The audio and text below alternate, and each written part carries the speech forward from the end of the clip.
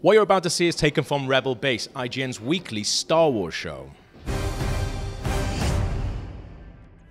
So we focus quite a lot on this show on Star Wars Battlefront, which is the EA DICE game that's coming out. And it looks, you can focus on whatever you want. Yeah, we can focus on whatever you want, but it looks really, really good. But there's another Star Wars game coming out that I think definitely should be on people's radar. Disney Infinity. No, not that either. It's Star Wars Uprising.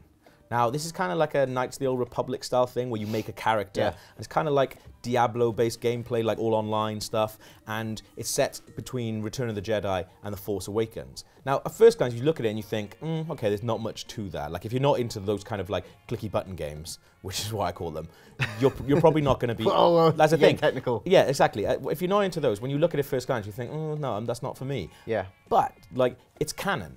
I think the story elements of it are very cool indeed. Yeah. So obviously after the events of the Jedi, Vader, Emperor, dead. Yeah. And there's a section of the galaxy, the Unknown sector, which contains Hoth and contains Cloud City. Yeah. Has kind of been sealed off by this guy called I think General Adelhard. Yeah. And he is such a staunch believer in the Empire. Yeah. He doesn't want his people within his sector knowing of these deaths because obviously it would destabilize the region. So he almost like shuts it down. Yeah. Puts them. It's almost kind of like he does a North Korea on it. Yeah. Where he puts it behind a wall and controls all knowledge of what's happened because he doesn't want.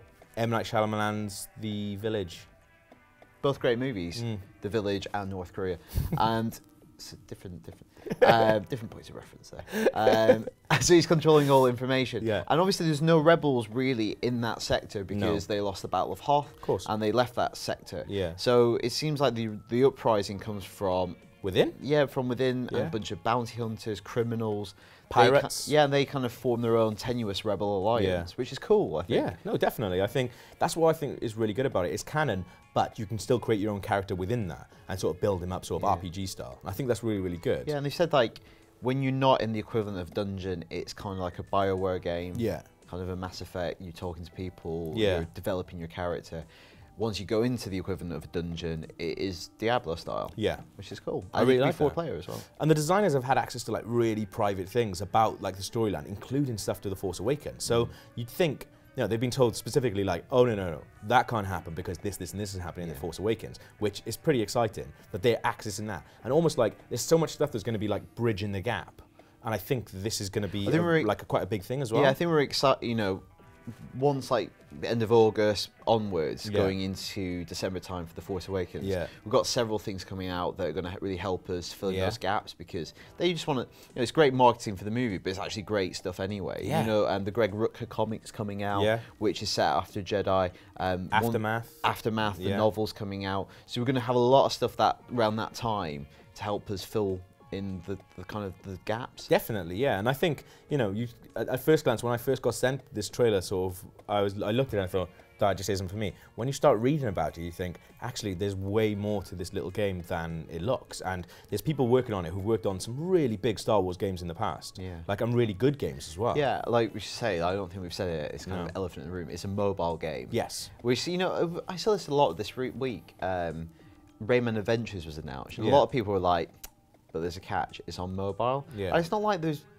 I know why that is, and obviously I feel the same sometimes with what that signifies. Yeah. There's loads of great mobile games out there. Yeah. And also, you have to think more than anything is Disney or like Star Wars, they'll be really protective of it. Yeah. And it's coming out in September, so it means it's kind of the first of the new Star Wars games. Yeah. So before Battlefront, before Infinity as well, I think.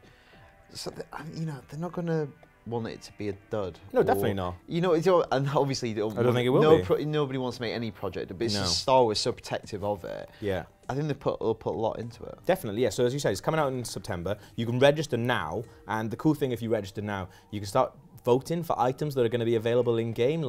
And you think that doesn't feel like anything, but when I registered, it gave me the choice instantly. Like, do you want this blaster or this gun? And I was just like, well, this blaster, obviously. I was doing it for ages. I was like, what are you doing? Get on with it. You got work to do. Stop voting on like little guns that are going to be in this little mobile game. Have you done your work? Yeah. Gav, do you want to shoot Rebel Base? Yeah, I'll be with you in a minute, Daniel. Gotta do this. Picking my blaster. Yeah. But I'm really interested in it anyway, even if nobody else is. Are you interested in it? Let us know. Rebelbase@ign.com. For everything else Star Wars, stay right here on IGN.